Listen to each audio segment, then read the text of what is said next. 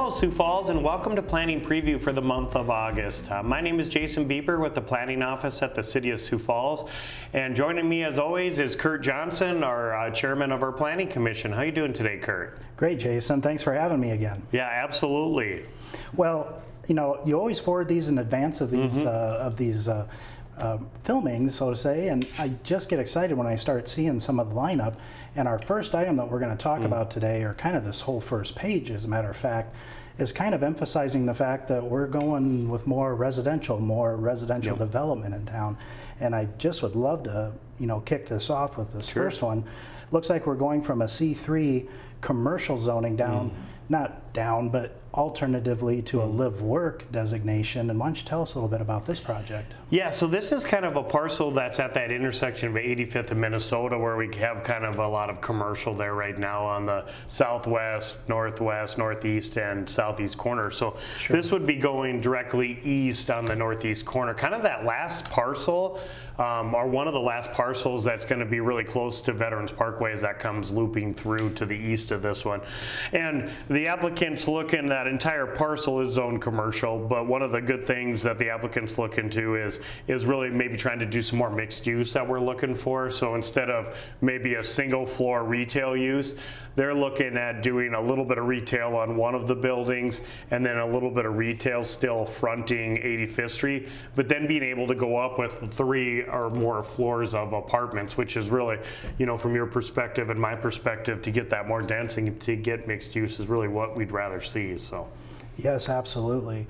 It just kind of helps fill up the area and provide, you know, kind of the relief in this residential, you know, shortage, shortcoming, whatever you want to say. There's a lot of demand for it, and this is a great way to solve that. Absolutely.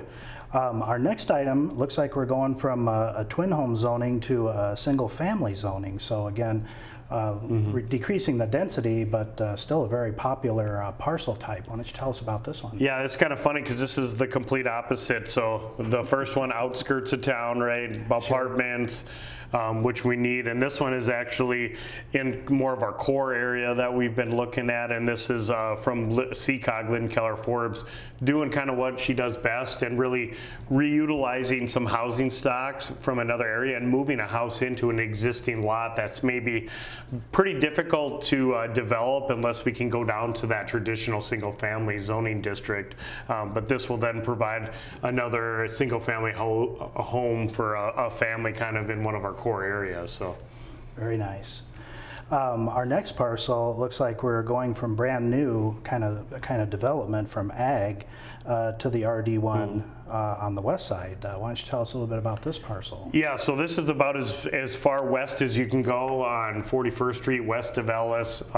This is just another lot where they're continuing to build another twin home as part of that development. And if you haven't been out that way, I know I always drive by there if I have to go to the dump. It's crazy how far west we've moved over the last 5 years. Yeah, very good.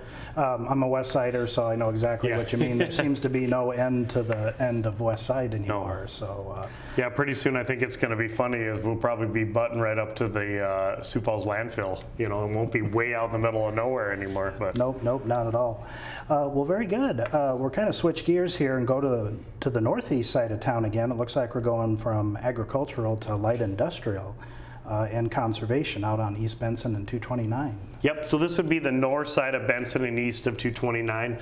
Some land that the Development Foundation owns, and actually some land that the City of Sioux Falls owns.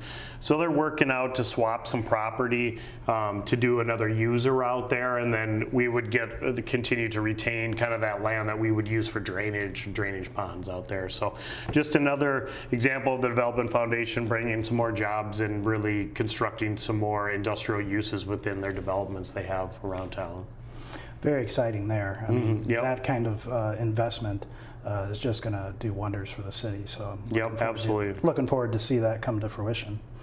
Looks like we're going to head back to the southwest side of town, ag into a single family. It looks like a preliminary plan maybe, or in any case, we have some additional residential now on the southwest side of town. Yep, so this is actually a parcel that we just recently annexed in. So this is south a little ways. As we start heading south of Ellis Road, there wasn't recently, 2 years ago, we didn't go south of 41st Street on Ellis Road at all. We kind of stopped at 41st Street. Sure. And so now this is almost the second subdivision south of 41st Street that we've recently annexed in. And now they're looking to zone it and to do, you're absolutely right, to do more of the residential uses and get on that southwest side of the city and really hopefully support those commercial businesses that we've seen with like Fairway and Silver Star Car Wash and Starbucks on that northeast corner of 41st and Ellis. So.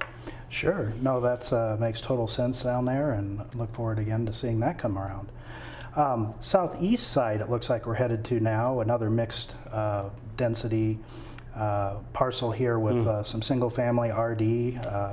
Tell us a little bit about this one. Yeah, so this is just west of the Harrisburg Middle School that they're constructing out there on 69th and Southeastern. So there's quite a few of apartments, and then the applicant's looking to transition into some more townhome type units adjacent to the school. This gives them a little bit more flexibility to be able to do single family twin homes or possibly 4-unit townhomes out there. After meeting with the applicant, it's you kind of get a lay of what maybe first time home buyers is, and it seems like it's shifted away from single family on a lot to more of, hey, I own one of the fourplexes, essentially 1 unit on a fourplex. So trying to get some more of that housing stock and get people kind of in that Harrisburg school district that people seem to love. So very good. Switch gears here a little bit. Looks like we're going to be looking at a couple conditional use applications here. Our first one's on West 41st Street. Why don't you tell us a little about this one? Yeah, so this is an area we've been talking. It seems like a lot of places by 41st and Ellis Road. It seems like so. This is a little bit east on 41st Street, kind of east of the Fairway development, and it's a live-work parcel. So what they're looking to do is some offices on the north side of this, and then right along 41st Street, they want to get like a drive-through coffee shop, kind of one of those small scooters type places. Sure. And so that's where we would then require them to do that conditional use to have that public hearing. This proposal, though, shouldn't be too big of an impact on the neighborhood since it's going to be adjacent to 41st Street, and most of the residential is quite a ways to the north. So. Well, very good. And it looks like we're going to try to balance 41st Street from east to west. We're going far east 41st Street now for another conditional use application. Yep, so this is one, you're absolutely right. It's going to front 41st Street also, right on the west side of the Milky Way. Just another car wash coming to town to build out there. So. Very good. More exciting development out by the airport, it looks like, with Sanford Sports Complex, a planned unit development. Why don't you tell us about this project? Yeah, so this is kind of an update to the signage plan for the entire Sanford Sports Complex, as we like to see these, and you guys probably see these amendments come in, every year to every 2 years as things get announced and things get sold out there. They just want to keep updating their master sign plan and really see if they have to add additional signage, or maybe they got to tweak a little bit of stuff with some of these new uses. And if you've been out there, we're going to have the big junior baseball field, soccer, and so there'll be some additional signage, wayfinding signage that they need to add out there. So, excellent. Well, yeah, with all those different facilities and such like that, it definitely helps to have that type of guidance.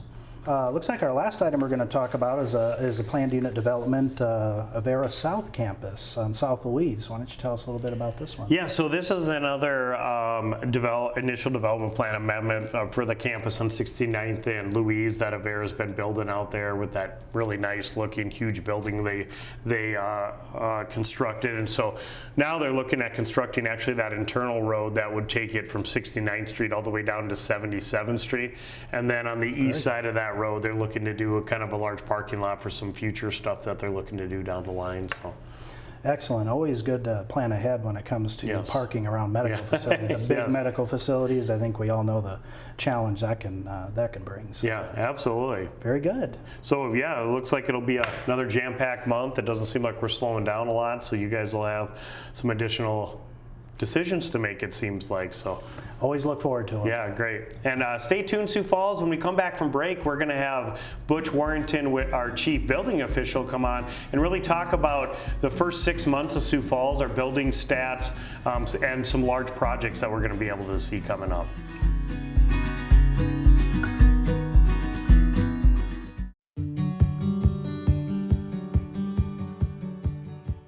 Hey, this is Seth with the City of Sioux Falls Housing Division. I'm here today with today's Home Maintenance Minute to talk to you about your air conditioner and how to take care of it. So one thing that I like to do once a year is to make sure, first and foremost, that your disconnect is turned off. All air conditioners should have a disconnect on the outside as well as on the panel. So you want to turn the breaker off at the panel, turn your disconnect off outside, and then you know there's no electricity in the unit. Okay, then if you look on the top, there's 4 bolts that hold this fan assembly on. If you take those bolts out, lift this assembly out and off and over to the side a little bit, just take a simple garden hose and go in around the fins on the inside of the unit and spray water from the inside out. And so if you look on the outside of an air conditioning unit, there are fins. It's much like a radiator in a car, and they get clogged. They get clogged with cottonwood, trees, debris, and leaves and dirt and dust. And simply going in from the inside and pushing that material out with water will clean that up, and it'll keep your air conditioner running much longer. Thanks for being with me today with today's Home Maintenance Minute.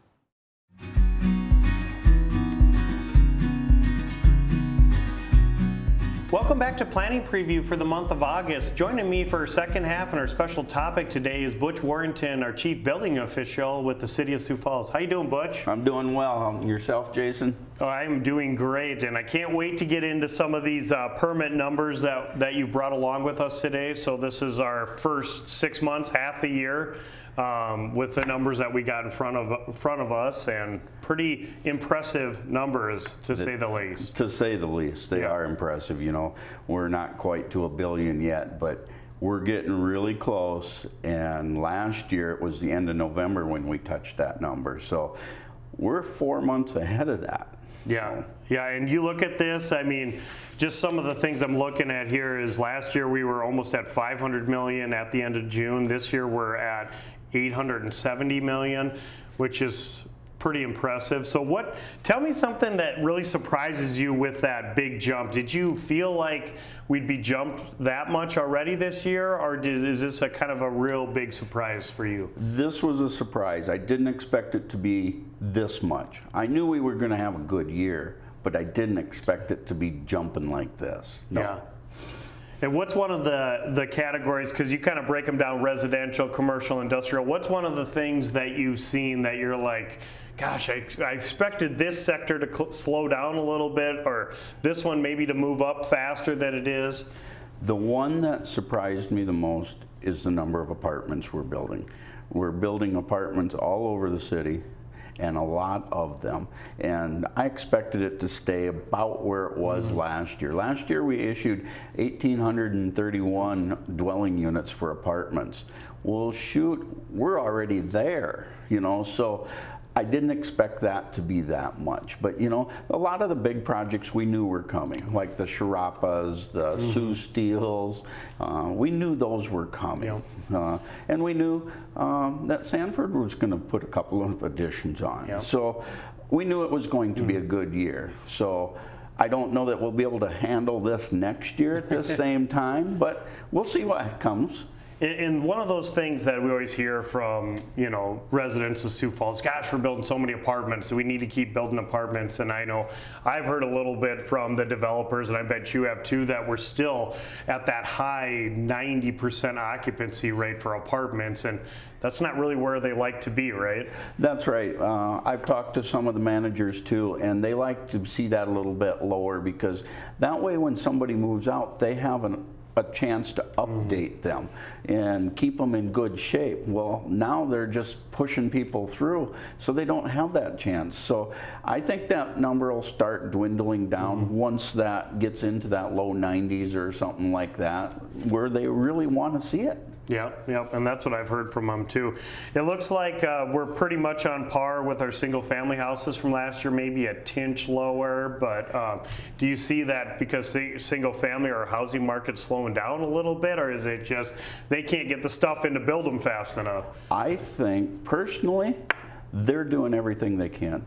They're maxed out, and that's why we may be a little bit lower on single family, but townhomes were up just a little bit too, so they kind of work out. But I think they're doing as much as they possibly can with the workforce and the materials that they can use. Yeah, that's one of the crazy things that I've talked to them too. It's like we could do more, but we can't because we don't have access to the stuff that you're talking about to actually build them. So. And then maybe let's get into a little bit. I know you guys do such a great job, and this is what's great for people at home to know that you can find all this information we're talking about on the website.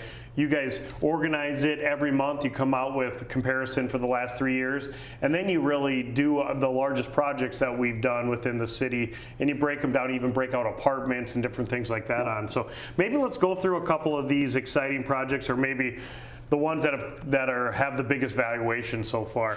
And I know you had talked a little bit about it. We've got Sioux Steel that actually has pulled 2 permits, and they're roughly $80 million or so for their 2 permits. What was it like? Is that the biggest project you've seen downtown in your years, them in Sharapa? In downtown, this is as big as it's got between Sharapa and Sioux Steel, yes. Yeah, to do those 2. And one of the things I see your plans examiners and you guys working on these big projects like this, and we kind of handle them from a zoning perspective, but we have a lot less stuff to work on or to utilize. It's a lot easier for us. How do they even just break it down and start working on one of these huge projects? It blows my mind how they can get through plan sheets of 400 pages. Yeah, it's interesting, but you have to break it down into basics. Will this construction type fit under that big a building, or do we have to go to a higher type of construction? And it's based on not only area but how tall it goes. So you have to break it down just like you would any other building into small little groups to see if it fits, and then you go from there, and don't let it overwhelm you. Yeah. And it's an exciting time to be an architect in this. Because there's new buildings. One of the ones I think is the neatest is the Sioux Steel parking ramp with the donut around it of apartments. That's something we'd never seen in the city of Sioux Falls, and it's really quite amazing. Yeah, and I think that's really awesome too that you talk about that there's just so many projects that are coming that we haven't seen before, are different ways of doing it, right? So it's been really great. Maybe we'll go through a couple of these other ones that we've seen. We've got, Harrisburg School District. They're building some stuff over on 90. It seems like they're putting a ton of money, the school districts. They are. You've got 2 projects for Harrisburg. You've got the 9th grade academy, and you've got the middle school also. I think that's like the 5th or 6th building that Harrisburg has put in the city of Sioux Falls now. Yeah, and that's over there on that 69th and Southeastern, and that's another area that's all filled in. And really can't go any farther south of that school for a little while until we can do some more infrastructure with sewer. But that area, once that opens up for sewer, you just feel like that's going to be the next big area just to start filling in completely. You know it will, because everybody likes to be around a school. Yeah, absolutely. Yep, we've seen that before. And then we've got those, I know they did an article, maybe it was last year, but the Powderhouse Apartments over there off of 41st and Veterans Parkway, that's going to be biggest apartment complex in town. So they've issued that one. Was that a different, unique experience trying to permit that one? A lot of the apartments, people don't realize there's a lot of fire resistivities in apartments. They take a long time to review, because you have to have fire resistivities between each and every unit, not only to the sides, but going up and down too. And then you got to make sure that the stairways are able to be constructed such that people can get out in an emergency. There's a lot of work involved in an apartment building. Yeah, and it's not as easy as you think just to build an apartment and do this and do that, but it's great how fast you guys get through some of that stuff, because I know it seems like every day you get more and more and more stuff in, trying to keep track of all that. And then it looks like one of these ones, I know I always joke with our director Jeff, is some senior apartments that I'm trying to find him. And we have that one that's going on 85th and Western here at the bottom. That's a $17.5 million project. Those are something, I get asked about that a lot. We've had a couple senior apartments kind of come up in the last couple of years, but really not as many as I would have expected that to start construction on. Right, and I guess I don't know how they determine whether they want senior apartments or not, but yes, we don't see a lot of them. We see a lot of smaller apartments too, but a lot of them. And what's interesting to me is some of those 3-story apartments don't have elevators in them. Really? Yeah, and that's interesting because then they take a guy like me out of the equation because I'm not walking up 2 flights of stairs to get to that 3rd floor. And we've seen a lot of those too, as you talk about maybe the downsizing housing that people are doing is with those slab on grades, those like villa type things, those Z lots that we've seen just tons of them being constructed. And maybe that's part of where our more older senior people are going that doesn't have a basement. They don't have a second level. They're just one slab on grade. Because we've just seen those blow up, and I had never seen those, 8 years ago at all. And it just seems like they build them and they sell them, right? Right, and if they couldn't sell them, wouldn't build them. Yeah, exactly. Yep, exactly. So maybe we got just a couple more minutes here. Tell me about some, give me some foreshadowing for the second half of this year. What do you think you're going to see? Any big projects that should be coming in that you can see, or maybe give us what you think we're going to get to for a building permit valuation? Well, one of the big projects we're going to have is Sanford's building on their ortho up there, adding on to the building there. And that's probably going to be a $60–70 million project. And they're also building the MOB, which is a parking ramp with 1 floor of offices above it, but it's capable of 2 or 3 more levels after that if they need them in the future. So that's an interesting one. The airport is going to put on a parking ramp. That's another $50 million project or so. We've got some other big projects coming, and we haven't done the wastewater treatment plant. That's going to be a fair chunk. So I think by the end of the year, we're going to surpass 1.5 million. Whether we'll get to 1.6, 1.7, I don't know, but I think 1.5 is realistic. $1.5 billion.